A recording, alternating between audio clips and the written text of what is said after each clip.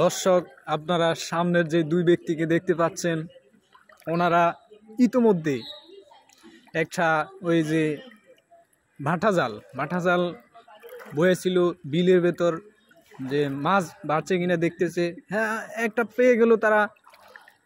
তারা এই মাছটা পেয়ে অনেক আনন্দ উপভোগ করতেছে।